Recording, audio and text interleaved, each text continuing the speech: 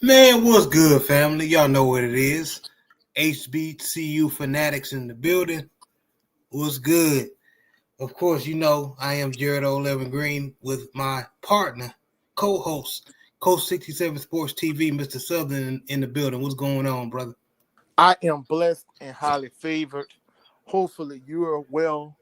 All is well with you and your family. And of course, you already know the fanatics are in the building. You dig? Yes, sir. Yes, sir, man. Um, those who coming on in or come in late, make sure you hit the like button, subscribe, and share. Uh, But we appreciate, even if you catch the replay, we appreciate all the support. Every little bit helps. But Coach, we already in week 3, man. Week 3 already passed, going into week 4. We already on week 4. Yeah, I'm not gonna lie, bro. Like, I think just life in general is a blur to me. Like, something happened and I had to go take care of some stuff. And somebody was like, man, coach, it's 2:15. And I'm like, damn, it's 2:15 already. Like, what happened to the rest of the day? Like, everything is like a blur. Even football this season, especially when it comes to HBCU football, man, it's been like a blur. You know what I'm saying? So everything is going by quickly, to say the least. Yeah, it is, man. So I say that to say this, man. Y'all enjoy this football, man. Enjoy this football, because pretty soon we going to be complaining about the football season gone. You dig? So. Oh, no. I ain't want to complain. So other people might complain, but I'm not want to complain. You know what I'm saying? Yeah, Hey, definitely, hey, man. you give me some lemons, I'm gonna make some lemonade. You dig? Yes, sir. Yes, sir. That's what you got to do. But we had some games. Let's go ahead and go into week 3, man. All right, let's get it. So week 3 on Saturday, September 13th, we had Jackson State blowing out Tuskegee, shutout 30-0, which we knew was gonna happen. We already knew. And then Alabama A&M played a close game with Tennessee State, but they ended up winning 23-21. Alabama State beat Miles College 37-9. Mississippi State, of course, we knew blew out Alcorn 63-0. We already knew that was going to happen. Hey, catch this, Coach. South Carolina State had a very competitive game against Bethune-Cookman, but they ended up coming on top 55-41. Yeah, I think Bethune-Cookman, I don't know. They one of them tricky teams. They got a lot of not this season, but before last season, they got a lot of transfers from PWIs in Florida. But the only issue is like all of them was on the defensive side of the ball. They didn't have no firepower on offense. So. Yeah, man. So I definitely could tell they have some pieces that can help them be effective, but yeah, it's just not enough. Yeah, it's not enough. Lamar University beat Texas Southern 31-7. Lincoln gets blown out by Arkansas Pine Bluff 34-8. Boy, they bad if they getting blown out by Pine Bluff, but yeah. I forgot they Division 2. Lincoln and Allen are like the two teams that every time I think of the P. Richardson Classic, I think of those two teams because those are the two teams that Coach Richardson will start. Like the home, Southern will open their home, have their home open against one of those two teams. Yeah. Yeah, man. Yeah, but some of these Division 2 teams have been scrappy. We're gonna talk about it. Prairie View A&M, even though they got beat by Rice 38-17, they were very competitive. They did not lay down for Rice, so good for Prairie View, but they still lost. Yeah, 38-17. Valley got blown out against Southeastern Louisiana 56-3. Man, Southeastern is not that damn good. No, they're not. And then again, it's Valley. So there you go. Not only that, but one of my former coworkers that I mentored, is a physical education teacher. He went to Southeastern. So, the fact that Uh, our SWAC schools cannot be Southland Conference schools. It just kind of irks me, you know. Yeah, you can't stand that. Yeah, you want the SWAC at all times if they can to beat the The Southland Conference. Southland Conference. Yeah. Yep. Okay, we got a JSU fan already in the building. Israel Carey, Man, ED, go salute Tigers. Israel Carey. Salute Israel Carey. Yeah, y'all looking strong, man. I'm not gonna lie, y'all looking Oh, strong. hey, we know they're really gonna be in the building for next week's episode. You already know. Oh yeah, it's gonna be with that time. Southern gonna play Jackson State, absolutely. Now of course we know Fresno State beat Southern, 56-7. Do you want to elaborate on that game, or you've been cooking it on your channel? You want to elaborate now? You want to elaborate later? Go ahead and elaborate now. Well, Or I what mean, happened? basically, I mean, of course, you know, they went out there to Cali. You know, salute to our brother Big Joe Town because you know, he a season ticket holder to San Jose State. Fresno State is one of the rival teams to San Jose State, and he like F them. Of course, you know, Right. Kurt Warner's son, EJ Warner, is the starting quarterback. You know what I'm saying? But either way, Southern went out there to Fresno State, 9 o'clock. 9 o'clock Central Time was kickoff, you know what I'm saying? Our time was 9 o'clock. Southern went out there and, you know, Fresno State gave them a beating. But the issue is the same issues the Southern had.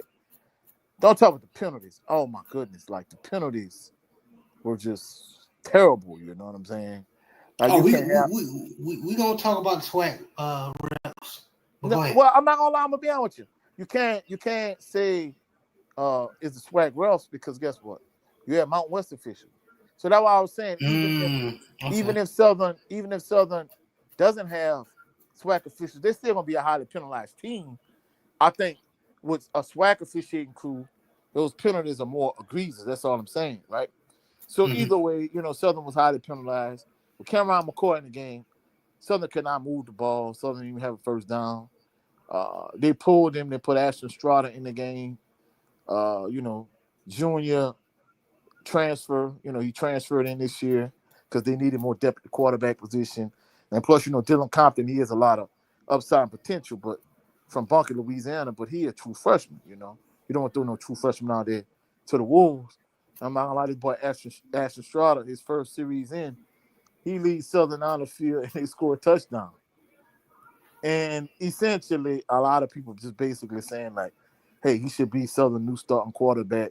So for the most part, like my subscribers that really rock with the channel heavy, you know, my diehard members of Jaguar Nation, like your boy Jay and Adrian Crook and Blackwater Bayou and Telton Lathers and Desmond Allen and all of them saying basically Ashton Strada should be Southern's new starting quarterback.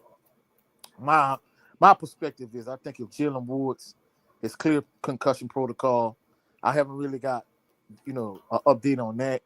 He should be clear, but I would start him. But either way, I think you got two capable passing quarterbacks. And of course, you know, my whole philosophy is if you have to play two, you don't have one.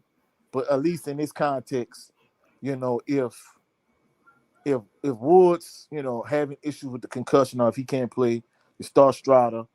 If you start Strada and Woods is cleared, if Strada struggles, then you can bring Woods in the game. So either way, of course, you know, Jackson State fans said, look, hey, man, this boy just coming off a concussion against Valley.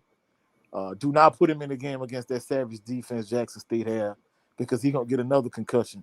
So they saying like, hey, y'all better start Strada and y'all better leave Woods on the bench.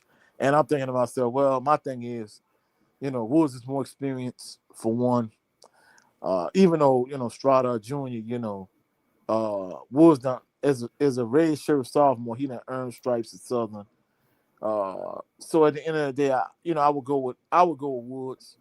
But either way the cut go, you got a good, reliable, capable backup. And at this point, I think Cameron McCoy, I wouldn't even say your third string. He should be your fourth string quarterback. And you can play him a little bit as a skill player, like as a wide receiver or something. But at the end of the day, Cameron McCoy should have seen his last snap as a Southern University quarterback.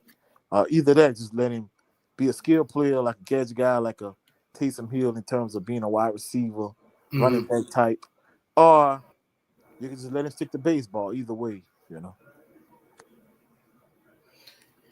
All right, we definitely gonna see, man. But there's two games particularly I want to talk about, and it involves Division II schools. First one is Florida A&M versus Albany State out of Georgia, HBCU. They just coming off a damn good game against Clark Atlanta, with a former Jackson State quarterback. I'm blanking on his name. Say that again. Clark Atlanta's quarterback Zion McDonald. Zion McDonald. Thank you. Yeah. They had a damn good game, and Zion McDonald helped barely beat Albany State last week. This past week, week 3, Albany State was scrappy again with Division I HBCU Florida A&M. Florida A&M barely got out this game with a W, but ended up winning 25-33. Very scrappy game, I should say, as far as Albany State. Coach, you've mentioned that the SWAC is not that good this year. Is this one of the examples of why you say that? Teams like Albany State is hanging with FAMU? I mean, not just that game, the next game you're going to talk about, but if you look at the way, like, the Southland Conference has been blasting the SWAC, because, I mean, don't get me wrong, I think the SWAC over the years, just in general, they struggle with PWIs, the Southland Conference in particular. But I'm not going to lie, like, the quality of play across the SWAC, just in general, is terrible. I think the positions is really noticeable. It's really noticeable in the secondary, and it's really noticeable at the quarterback position. Of course, I always talk about quarterbacks from the past in the SWAC. I talk about guys like Steve Ed McNair and Tavares Jackson and Randy Himes, Eric Randall, Quincy Richard, Bryant Lee, Don D.C. Curry, Bruce Eugene, Devontae Kincaid. For my Jackson State fans like Israel Carey, like Robert Superman Kent, even somebody like a Kendrick Nord, I thought he was mid as a Grambling quarterback, even though he had a long CFL career. When he was at Grambling, I thought he was mid. I think if you took him out like 90, 5-ish, and you dropped him into 2025, I think he would be one of the blue chip quarterbacks in the SWAC, to be honest with you. So I think that's how bad quarterback play is in the SWAC.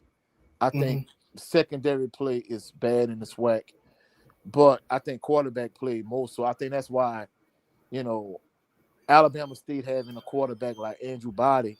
It's not the fact that Andrew Body is just a good quarterback, but the fact that he's an older, more experienced quarterback, and he's been able to stay healthy this year. I think that gives Alabama State the competitive advantage.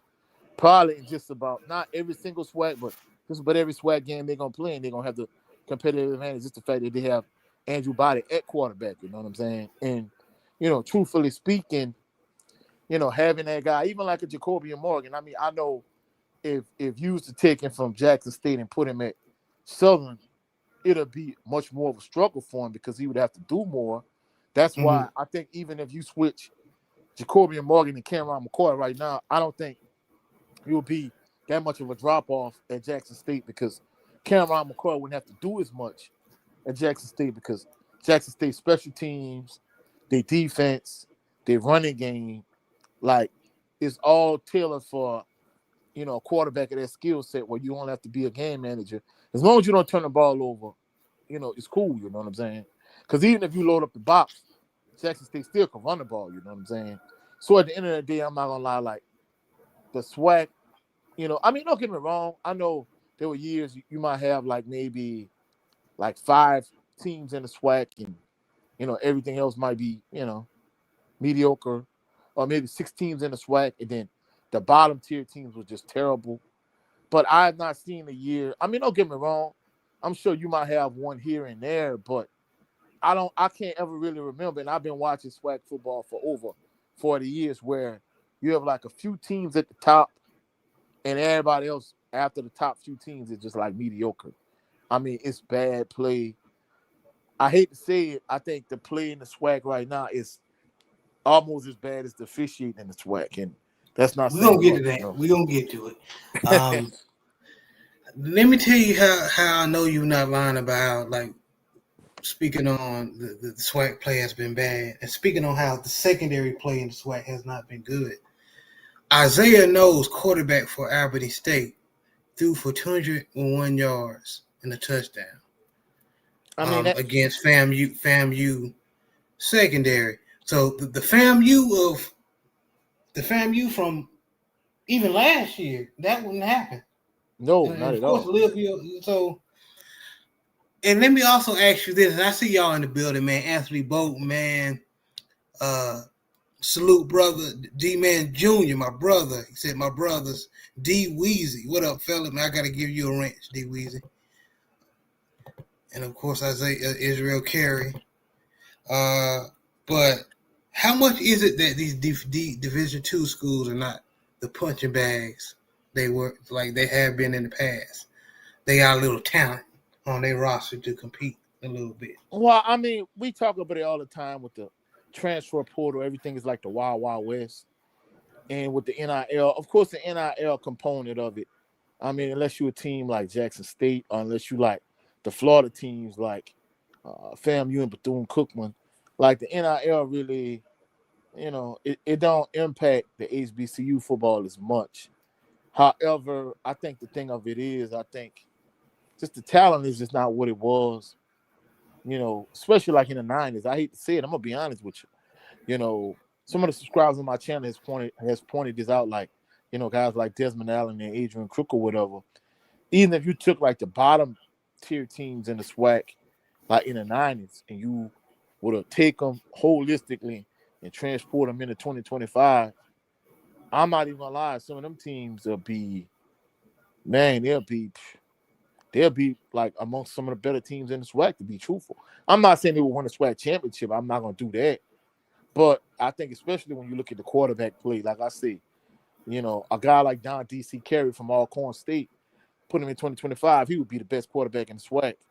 Like I say, even Kendrick Nord, I thought he was mid in 95. I think he would be probably one of the top 2 quarterbacks in the SWAC. I'm going to be honest with you, I'll probably put him over Jacoby and Morgan.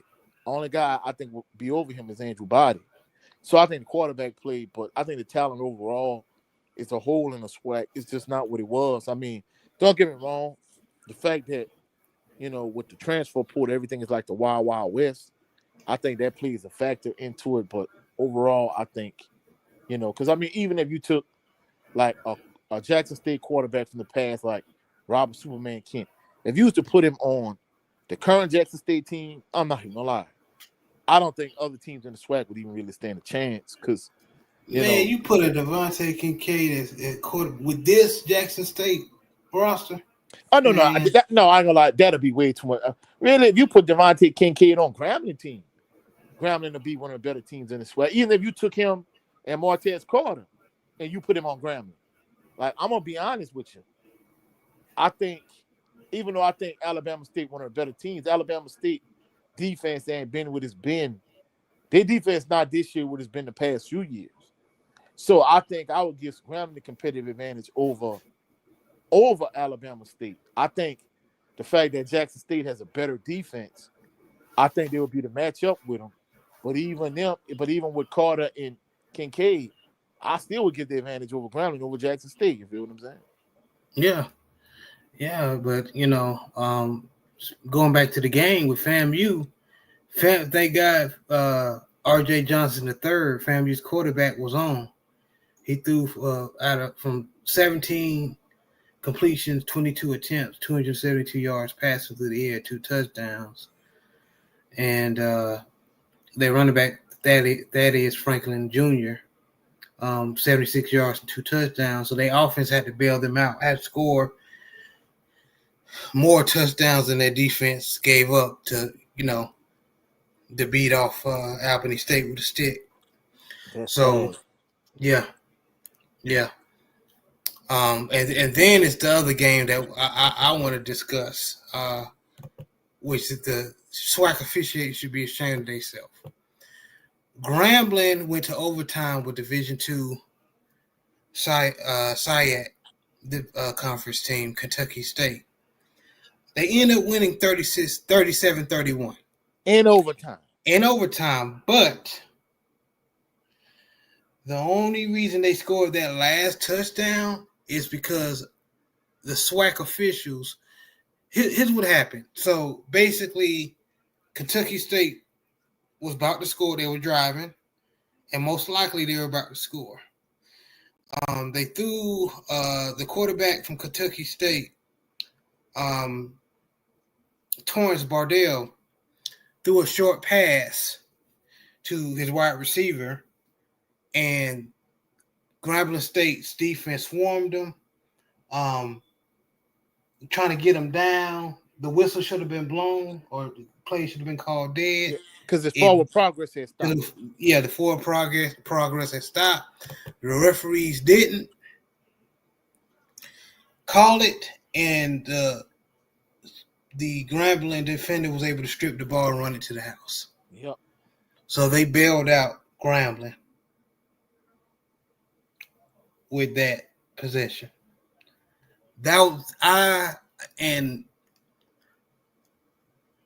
I heard other brothers talking about it on other HBCU's channels. And today I was finally able to sit down and watch it. They should be fucking ashamed of themselves.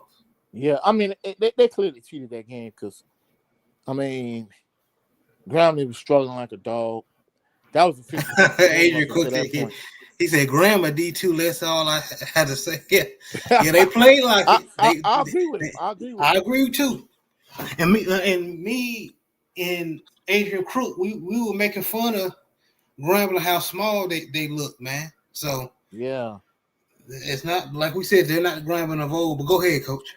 Yeah, and I mean that's the thing about it. Grambling, when we talk about the blue blood tier list, like about a month and a half ago, like Grambling historically is clearly a blue blood. Definitely a blue blood. They're definitely a blue blood, and for you to have to struggle to beat Kentucky State, it's like, bro, this is a sad day for the SWAC. Not just a sad day for Grambling, no. I mean, don't get me wrong. The days of Eddie Robertson are so far gone. I understand that, but this is like an indictment on the SWAC collectively as a whole. I'm not going to lie. The SWAC has been getting the brakes beat off them by the Southland Conference. And for SWAC teams to struggle this past weekend with Division II schools, like, bro, the SWAC is hot garbage at this point. I'm not going to lie. I'm going to be honest with you. I said it last night on my show. And truthfully speaking, the SWAC is like really a 3-team conference. Really, once you got Alabama State, who I think is the best. If I had to give them a grade, I'd give them an A-. I'll probably say Jackson State is maybe a B+. Those two teams are like evenly matched. They're right there with each other. Then I'll say Alabama A&M. Outside them 3 teams, the rest of the SWAC is just trash to me. And as bad as Southern is looking right now, I honestly believe Southern probably gonna make it to the SWAC championship game, and that ain't saying nothing for the SWAC because, like, I'm not gonna lie. I mean, don't get me wrong. Somebody said this on my channel last night. I can't remember who it was.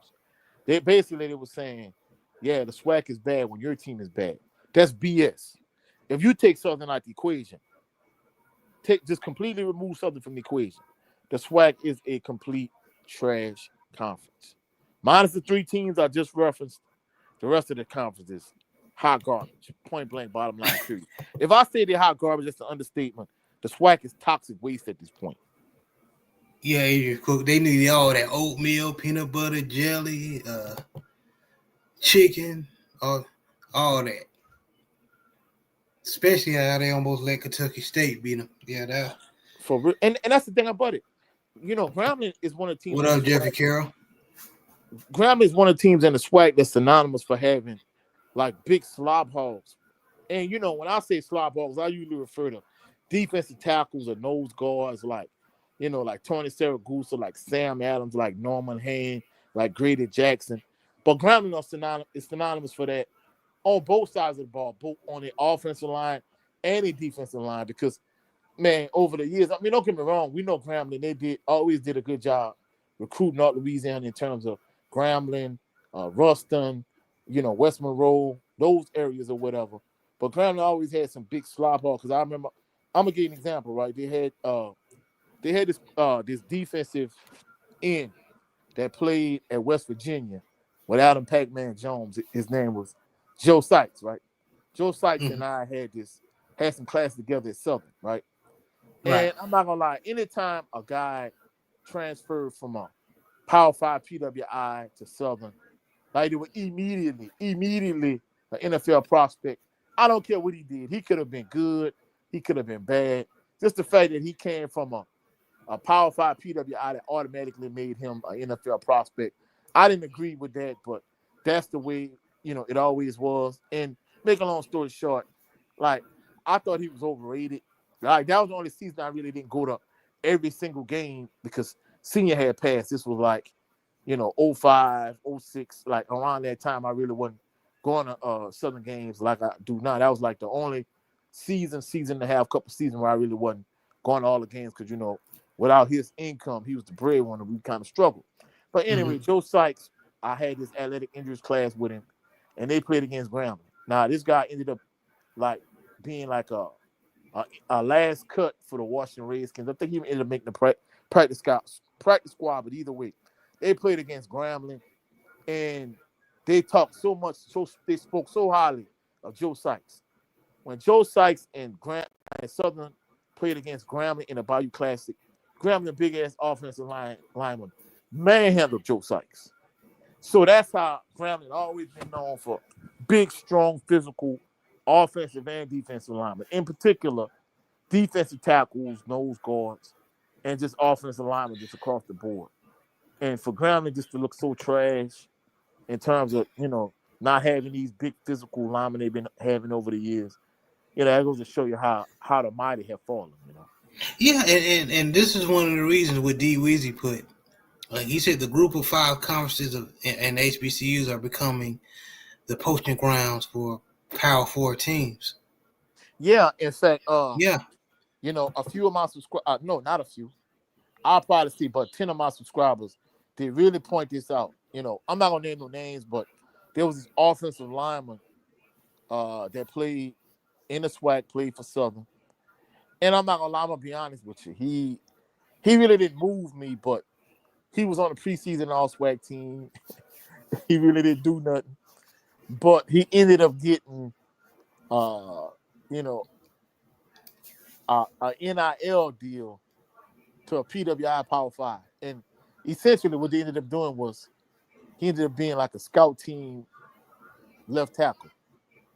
And I'm thinking to myself, bro, I'd rather stay at Southern and start than I mean, they gave him some money. Yeah, I don't know the exact amount, but he didn't get like no bag. I'm gonna be honest with you. That's the reason why Kelby Givens never hit the portal, and because PWI Power 5 was trying to get him, but he wasn't gonna be like held in such high regard like he is at Southern. You know what I'm saying? Where in the SWAC he gonna be after this season over, especially if he had the season he had last year. Kelby Givens is gonna be a legend in the SWAC. Like they're gonna remember this man 50 years from now.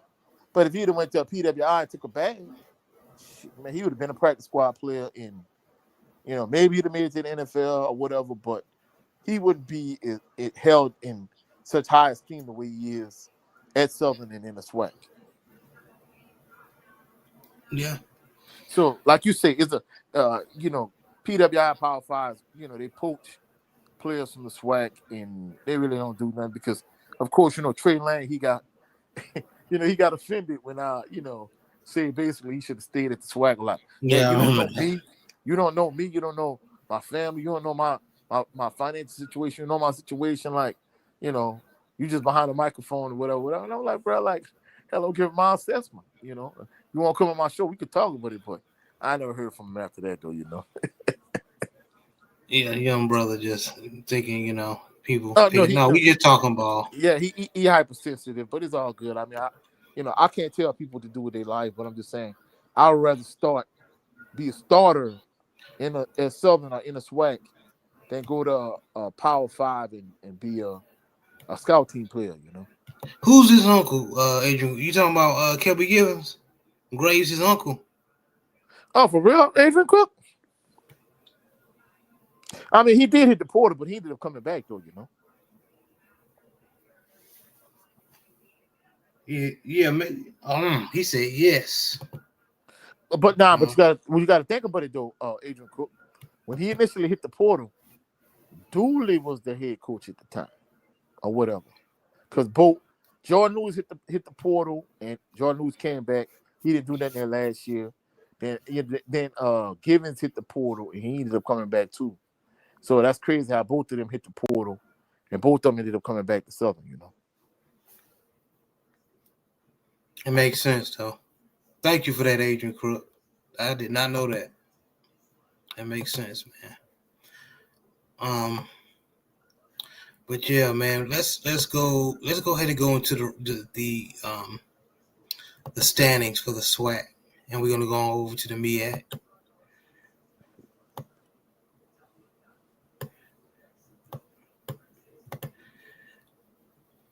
All right, so far in the East, of course, Alabama State is first, being 2-1.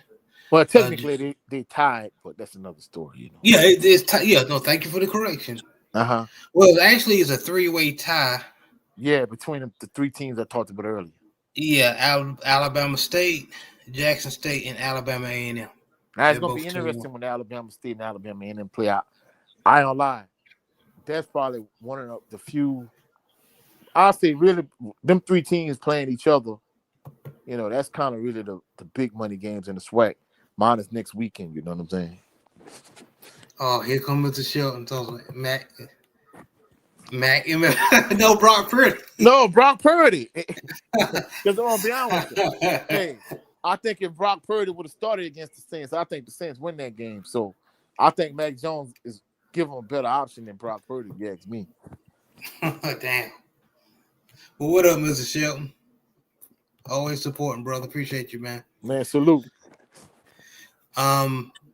Okay, and then under those three teams, you got Florida A&M that's 1 and 2, and then the two teams, Bethune-Cookman and Mississippi Valley, are both 0 and 3, and that's the East. I ain't gonna lie. I think just like we talk about Graves being on the hot seat, I think James Cozy on the hot seat too. To be honest with you. Oh yeah, definitely.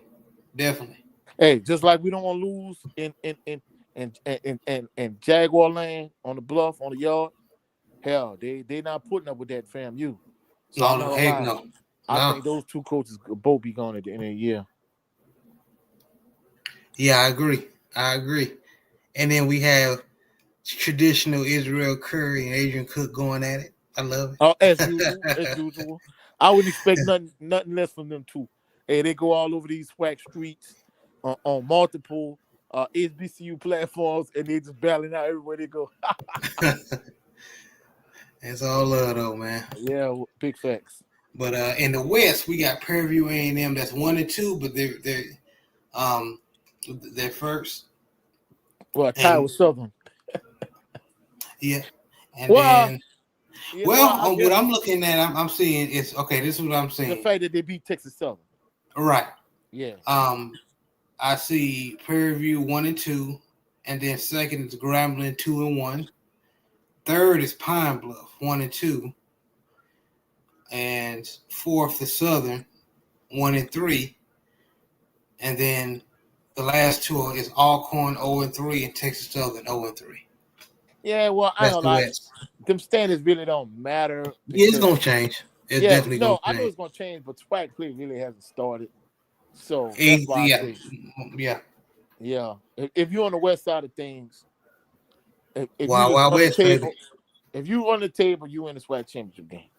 Yeah. Basically, man, and it's going. In my prediction for the West is going to be Southern second, and then Prairie View. You're going to end up having to battle Prairie View for the first eventually. Yeah, of course. I think we're gonna either you or I or the both of us. We're gonna have to link up with PV versus everybody since you saying they're gonna come off the hill and come over to the bluff and win for homecoming, but they're gonna be something we're gonna talk about down the line. You know what I'm saying? Yeah, absolutely, absolutely. What up, JD6? Yo, what's good, brother? Yeah, man. Let's move over to SIAC the or the MEAC. the MEAC. Let's see All what's right. going on with the MEAC, man. Okay. So in the MEAC, first let me get to it. Let's go to the scores. Who you have picked? South Carolina State or North Carolina Central? I'm going because North Carolina Central's running game, I'm gonna edge toward North Carolina Central. I'm not gonna lie. This how it went. I think you picked initially. I think you picked South Carolina State, and I picked North Carolina Central. You could have Central now. I'm gonna take State. Hey, sound all right to me. Yeah. It sound all right to me. But going over the MEAC scores, man. So Delaware State, Deshaun Jackson's Hornets beat Bowie State, in-state rival, 36-14. Another Division II school. Would it be Bowie State? Bowie State. Mm-hmm. Yeah. All right. Morehouse played Howard hard. I mean, yeah, they played Howard hard until the second half. Howard started flexing their muscles and their depth. But Howard beat Morehouse 38-10. Toledo unfortunately blew out Morgan State 60-0. We knew that was coming. Yeah, and then the Rutgers blew out Norfolk State 60-10. We knew that was coming too. And we already talked about the South Carolina State game, how they beat Bethune 55-41. And then Fayetteville State for the first quarter played North Carolina Central good. But, of course, North Carolina Central, Eagles flexed their wings and ended up beating Fayetteville State 49-19. Oh, I want to see what they're going to do when they play against A&T.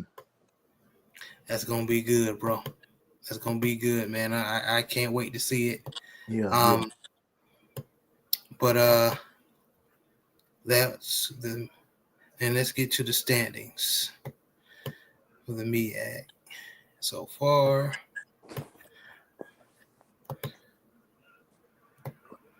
I'm not gonna lie. I'm excited for Delaware State. Delaware State looks solid, bro, especially their passing game.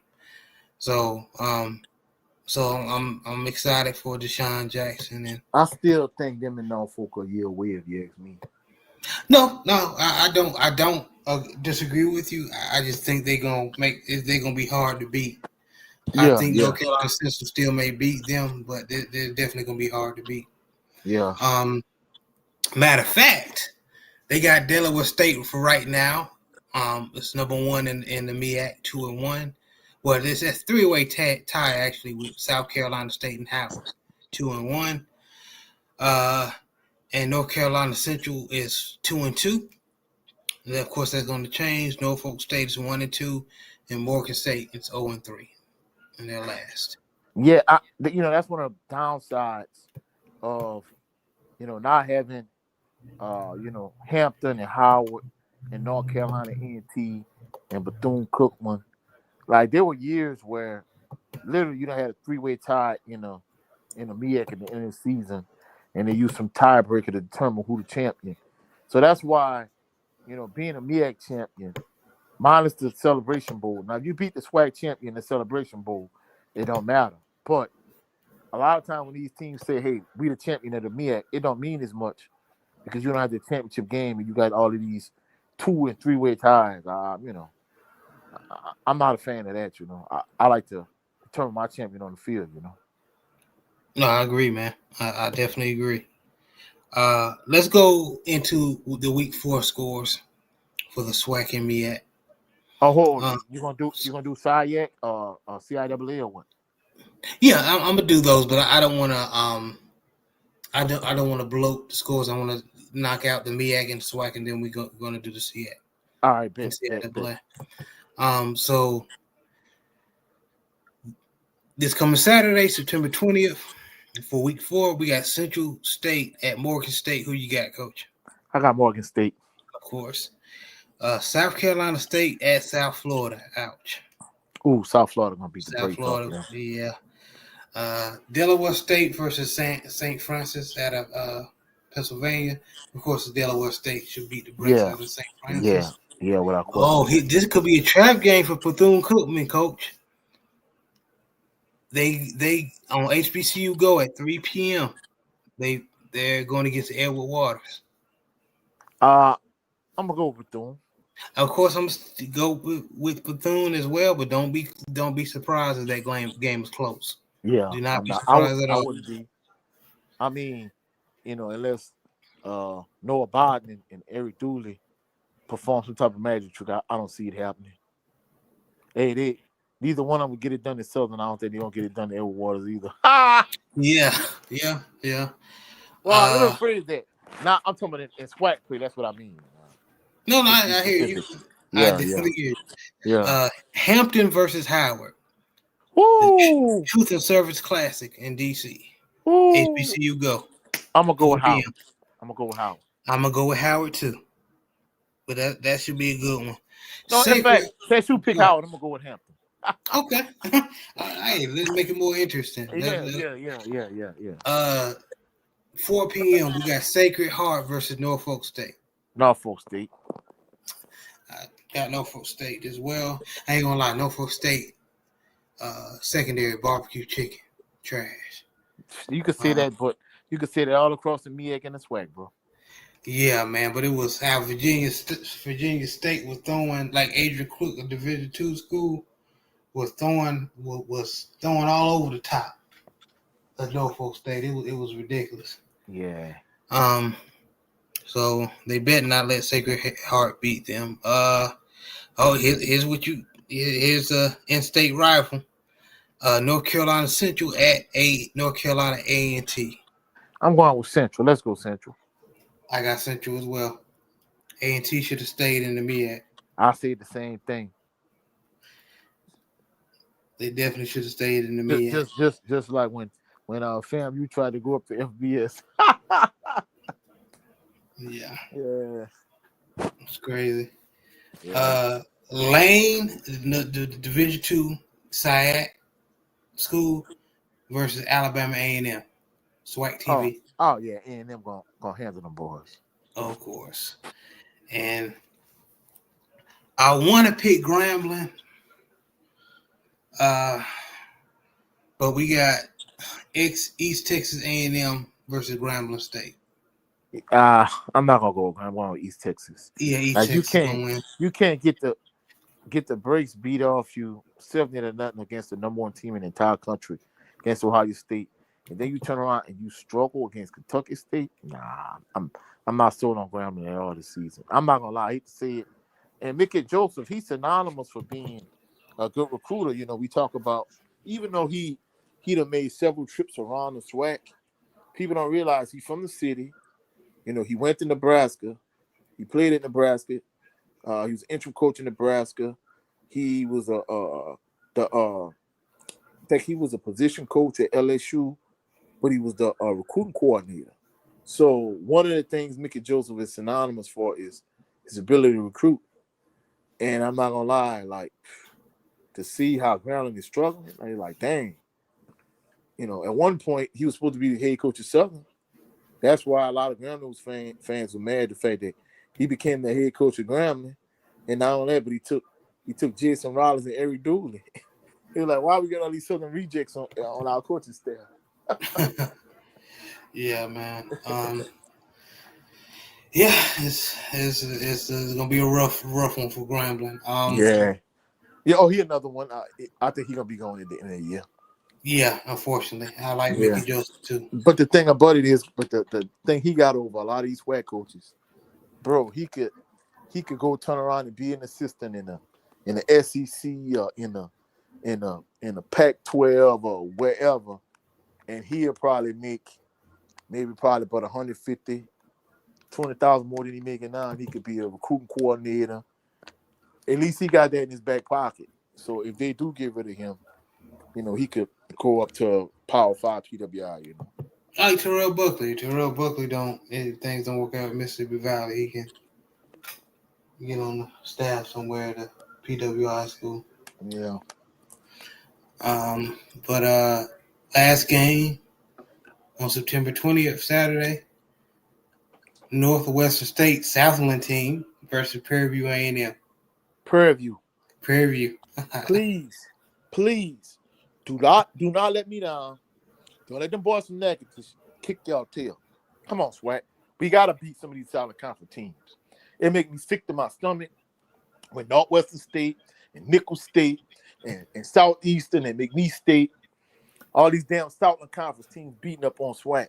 Come on, man. Y'all gotta represent the SWAC, bro. Yeah, man. Now, it's one thing when you're going against another HBCU.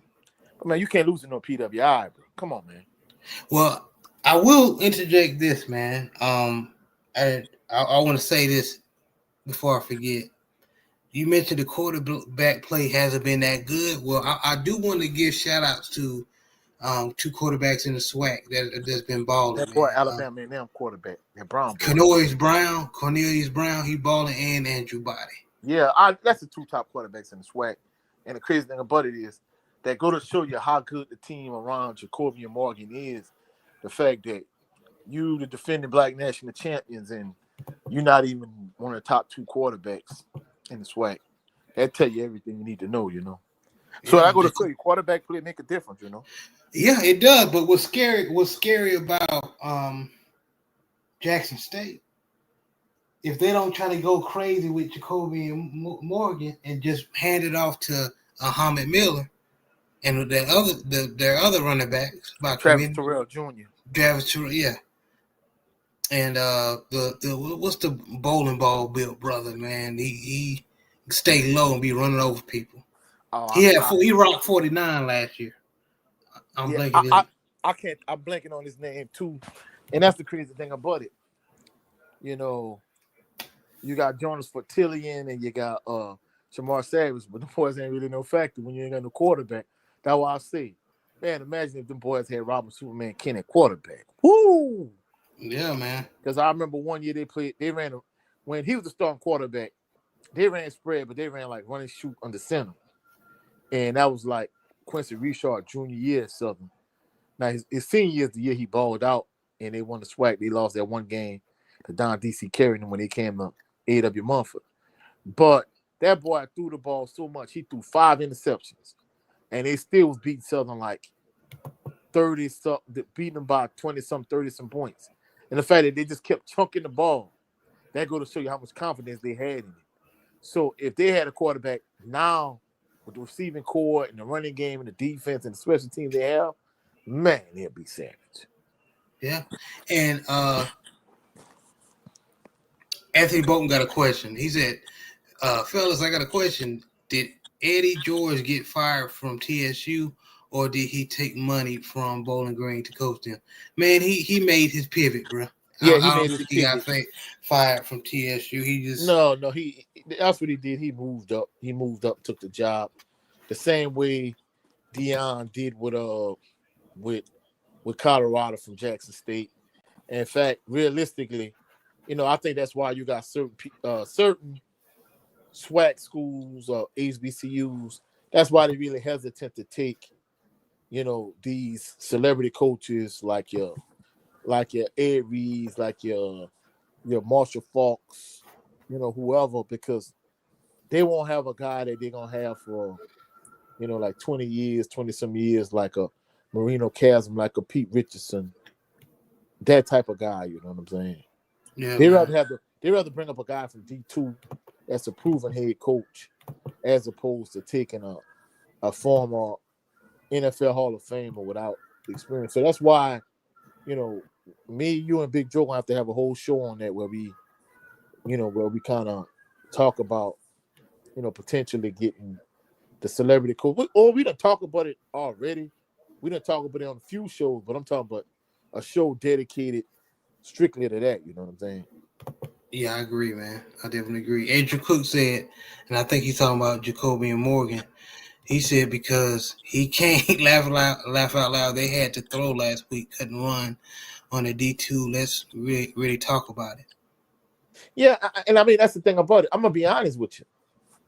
That's why when some of these Jackson State fans are like, man, why y'all so down on Jacoby and Morgan? Woo. Like I said, it'll be one thing if he was Robert Superman Kent, but truthfully speaking, like really, whether it was Jacoby and Morgan, Zai McDonald, Cameron McCoy, like all three of them, like literally the same type of quarterback, like running guys that maybe can make a few passes, and all the three of them, man, none of them the right homer, but it's the fact that they had such a good defense and such a good running game, such good special teams that all of those other things kind of offset it, because we saw when Cameron McCoy came to Southern, how he got exposed, and even Zai McDonald at Clark Atlanta.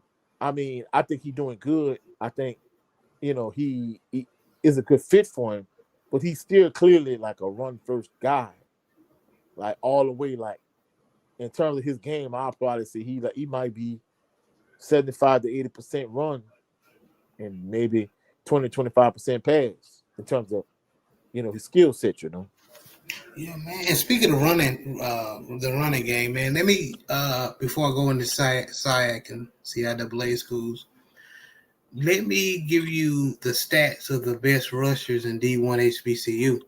All right. So we got Chris Mosley from North Carolina Central with 367 yards right now. That ain't We no have your former Southern running back Kendrick Grimes from should have got more Tennessee touches State last year with under. second place under Chris Mosley with 328 yards. Hey, to me that's an indictment on Mark Frederick and Terrence Graves, that whole back by committee. No knock on Kobe Dillon, but Kendrick Grimes should have got more touches than Kobe Dillon. Yeah, I agree, Way man. more.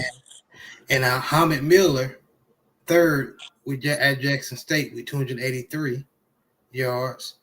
Marquise Gillis from Delaware State with 271. Fifth is Trey Holly from Southern, of course, 267 yards. And a lot of that came on that one carry against North Carolina Central. I mean, don't get me wrong, he got a 1 yard touchdown against Valley. He got a 1 yard touchdown against Fresno State. He getting a little touchdowns, but like a lot of that came off that 180 yard carry. So, like Adrian Crook pointed out, like you just, when it comes to Trey Holly, you just can't give him touches, but you got to give not just carries, but you got to give him good quality of touches. You got to give him the ball in the open field, not necessarily on punt kick return. I'm not a fan of that, but I'm talking about getting the ball out in space. Not just swing passes, but screens, that type of thing. Let him man. You got to get him the ball in space, especially when you play against Jackson State. You got to know how to use them. Yeah, big time. Sixth place, you got Jalen Jennings from Pine Bluff with 249. Isaiah Freeman from Hampton, and seventh, 242. Eighth, Jason Collins Jr. from Morgan State, 234. And then you got Jaquan Snipes from Hampton, 234 again. And then Chakorian Sewell from Alcorn, 201 yards. Yeah.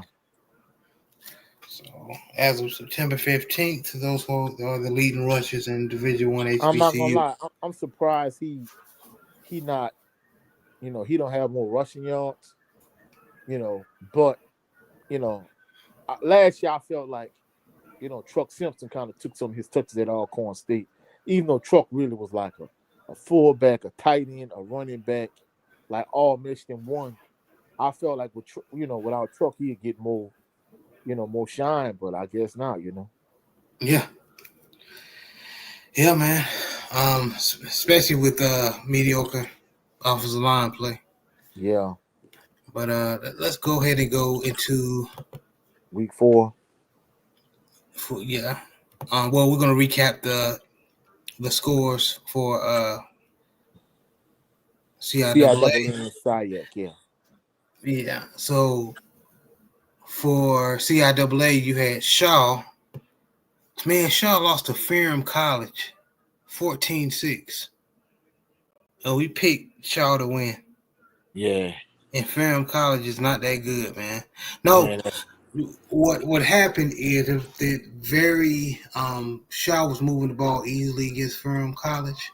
It's just that they're Shaw's a very young team, yeah. and they're very undisciplined. A lot of penalties. Ugly game. Johnson C. Smith is my pick who should come on top of the CIAA this year. Beat Elizabeth City State, who's scrappy, 21-17. Bowie State, we already went over this. Yeah, we Lost already talked with the boys. Delaware State. Uh-huh. Virginia Union, who is known to be very competitive in the CIAA, lost to Edward Waters, 41-38. Every time We I think both of picked them, Edward Waters. I think of Ben Wallace. Yeah, Virginia Union. Yeah, me too. Yeah. Yeah. Lincoln out of Pennsylvania got blown out against Winston-Salem State, 51-14. I always think of Pete Richardson class when I think of Lincoln and Allen. Mm-hmm. And this is probably one of the worst teams in the CIAA, unfortunately. Bluefield State got blown out against Wingate, 72-7. Ooh. Yeah, I know a bunch of SWAC schools need to schedule them, you feel? Yes, Lord. And then we already said North Carolina Central beat Fayetteville State. Now, and since we're on how everything can figure, I'm just going to go ahead to our predictions for the CIAA. Saturday, we got Shaw versus Lincoln. Who you got? I'm going to go with Shaw. Yeah, I got Shaw as well. Fayetteville State versus Elizabeth City State. Fayetteville State. I got Fayetteville State as well.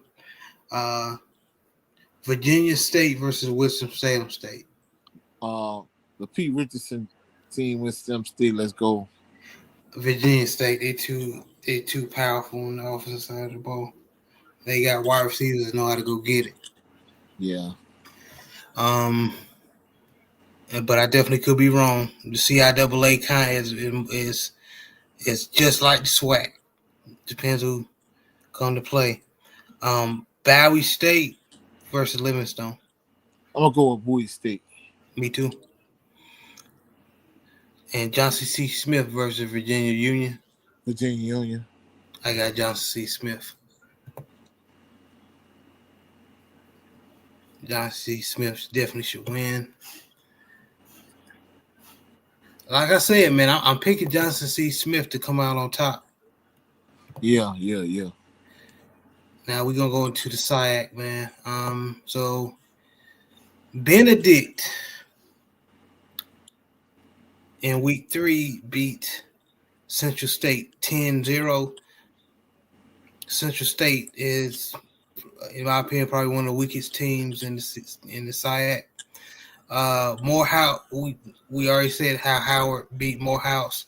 We already said how Jackson State beat Tuskegee, and then we already said how Elwood Waters, which is my pick to come out on top of the SIAC, beat Virginia Union. Alabama State, we already mentioned how they beat Miles. Allen beat Lane 29-21. I've already mentioned how Florida A&M beat Albany, and then we already mentioned how Grambling cheated against Kentucky State. Yeah. Well, not them, but the referees, SWAC refs. Trash SWAC officials. Yeah. So now we're gonna go into some predictions going into that following week, week 4. Central State versus Morgan State. Oh, that Central Central. State against Morgan State. Oh, say that again. Morgan State versus Central State. Oh. All right. I'm gonna go with Morgan State. Boy, I know you lying. Yeah, Morgan State by death. No, I'm just playing. Morgan State gonna dog I'm walk gonna say Central State. curve stomping. I'm not gonna say about Yeah, that. not death. Yeah, but you know Yeah, what I mean. curve stomping. Uh, Morehouse versus Kentucky State. Ooh, I think after that performance against Graham, I'm gonna go with Kentucky State. Yeah, I Because think Kentucky State will take it out on Morehouse. One of the star players from Ascension Catholic, that go to my church, he played for Kentucky State. Yeah, you telling me about that. Yeah. Delta State versus Fort Valley State, and rest in peace to that young man that was found hung. I think it's some foul at play that involved. campus. I think it's some foul play involved, but we're gonna talk about that at a later date. Man, that's unfortunate, man. Yeah. But I think unfortunately, I don't know. I might edge because Fort Valley State has been very scrappy. It's not gonna be easy win for Delta State. I'm gonna go with Delta. I want to, but Fort Valley, I won't be surprised if Fort Valley come out on top. Yeah. But we already chose Bethune-Cookman against Edward Waters, but I think it may be a trap game. Yeah. This is gonna be a good one, Coach. Allen versus Clark Atlanta. Oh, I'm gonna go with Zion McDonald. I got Clark Atlanta too, but don't sleep on Allen. And Lane gonna get the brakes beat off him by Alabama A&M. Yeah, big facts. And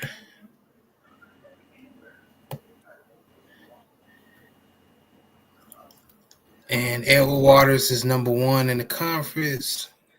Second is Benedict. Third is Albany State. Then fourth is Tuskegee. Fifth is Clark Atlanta. Sixth is Allen. Seventh is Kentucky State. Then it's Savannah State. Then it's Lane. Then it's Morehouse. Then it's Fort Valley State. Then it's Miles. And, of course, it's Central State at the bottom. And my bad, I forgot to give the rankings for CIAA. So, like I said, Johnson C. Smith is the first team. They're 3-0.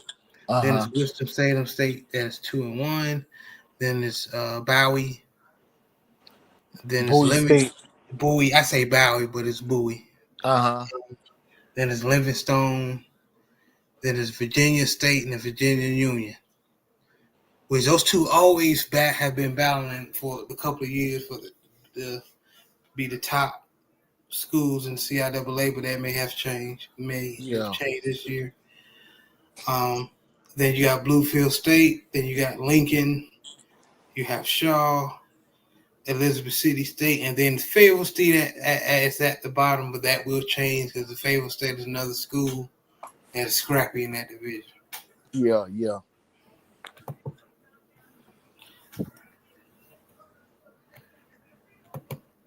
Rest in peace to Moms, man. She said she went to Lane College, so okay, that's so your mama was a dragon. Okay. Yeah, R.I.P. to Mom, man. Definitely rest in peace to Moms, man. J Ball, what's up? He said salute family. Man, salute fam.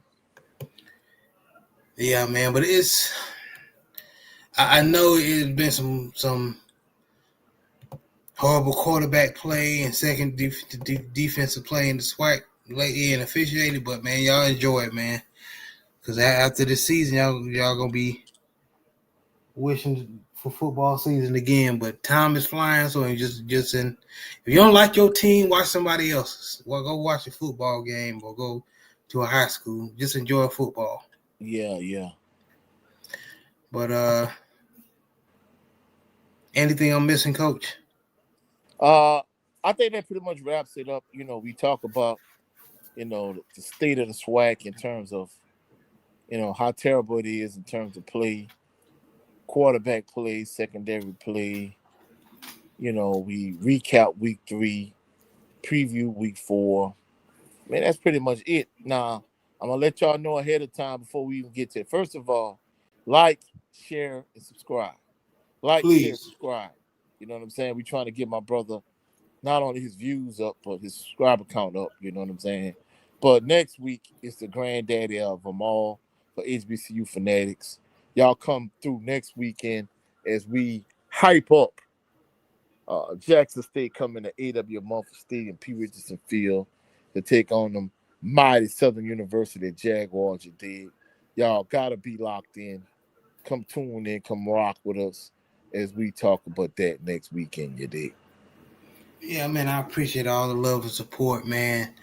Yeah, I'm definitely trying to get my channel subscribers up and likes. So anything, I'm not asking for no money. Just hit my like button, and if you like what you hear, and sub, man. But I appreciate all the love and support, man. Coach, let everybody know where they can meet you and see you. Man, you could catch me for all those individuals that's trying to collab when it comes to HBCU content. You can hit my email at coach67sportstv@gmail.com. You can catch me at coach67sportstv on all social media platforms. However, I am primarily here on YouTube, on my YouTube channel, Coach 67 Sports TV. Last night was season 1, episode 5 of the Tailgate Party. Yeah, so the tailgate party was last night. If you have not checked it out already, go to my channel and check it out. Of course, I'm gonna be dropping a lot of shorts this weekend in terms of the human jukebox, the dancing dolls, whatever. But of course, you and I, we gearing up for the Boombox Classic next weekend. Y'all be sure to come through and tune in. Man, hey, you definitely gonna get your money's worth next weekend. You did. And Yes, not sir. only that, but this coming Sunday on this channel, the Southern Baller Show, we're going to talk about, college football in terms of PWIs. And in addition to that, we're going to talk about some NFL action. You dig? So be sure to come through on this channel and check us out. And salute to the awesome and amazing LDBC. And we appreciate everybody that's been down with us, been rocking with us. You know what I'm saying? Peace and blessing to the family. Yeah, We dig. appreciate all you, and damn right. Shout out to the mighty LDBC. Salute my brother, Big Reg, host of Big Boy Talk. Appreciate you coming by and supporting another dope content creator. But we are going to wrap it up for tonight, man. This was another installment of the HBCU Fanatics. Y'all be blessed. Peace and blessings.